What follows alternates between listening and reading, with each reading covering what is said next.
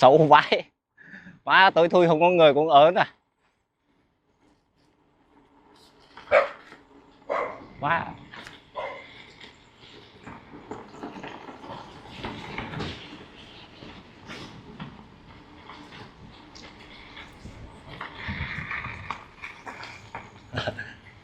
Xấu về hồn. Ui xả nước. Vô trong này ớn thật. Thôi ra lẹ. Cái đèn cao cao chút nè. Đây cái dọc bờ sông gì đây.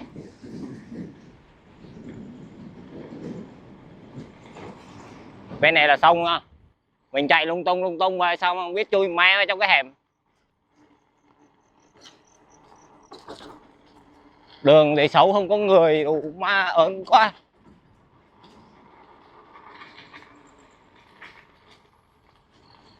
Không biết mình đang ở đâu luôn. Ở đây là khu bên gần khu bên vườn lài á.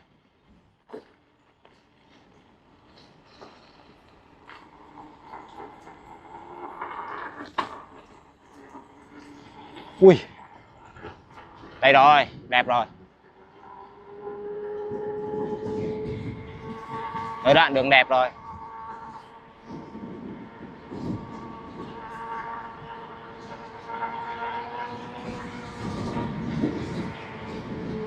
Có đủ má từng cột rồi ta.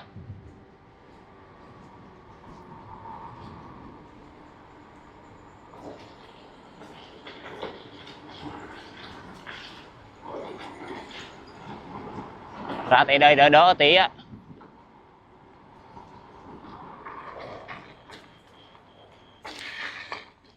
Ui đủ má đường xấu dữ.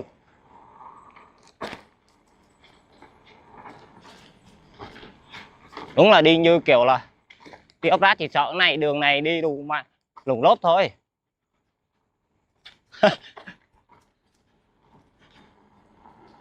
Rồi đẹp rồi.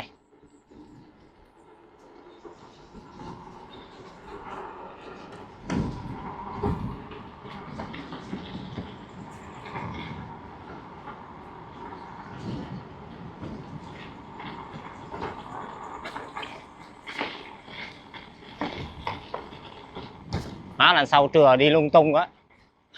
Đi đâu search Google thôi chứ. Đường xấu vãi luôn. Không xấu thì không xấu, do mình đi khuya quá rồi. Giờ là cũng 11h30 rồi. Đường không thấy không có người á. Đường xấu sợ chị lủng lốp hay hư xe dọc đường. Nhiều đoạn còn mưa trơn nước không.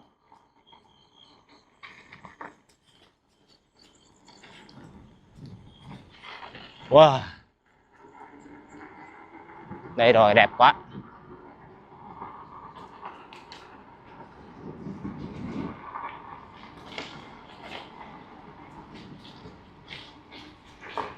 Ui da.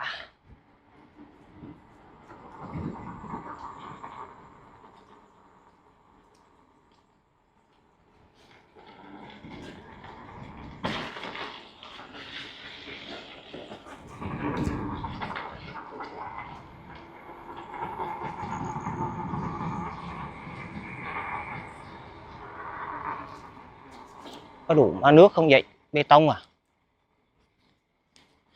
Giờ này ai đổ bê tông đây?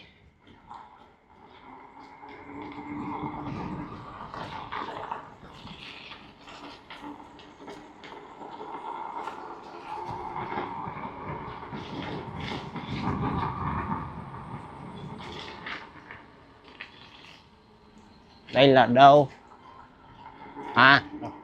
Kia có đường đẹp rồi.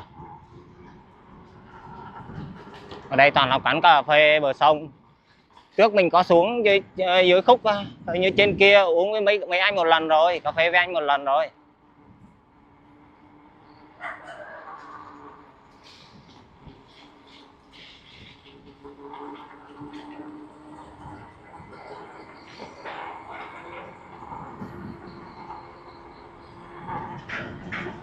Thật sự là mình không biết mình đang đi đâu mấy bạn ạ.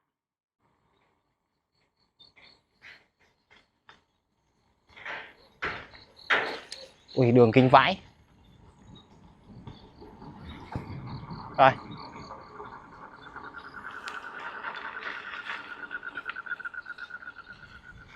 Thôi chắc phải vòng ra thôi. Trong này ớn ăn quá.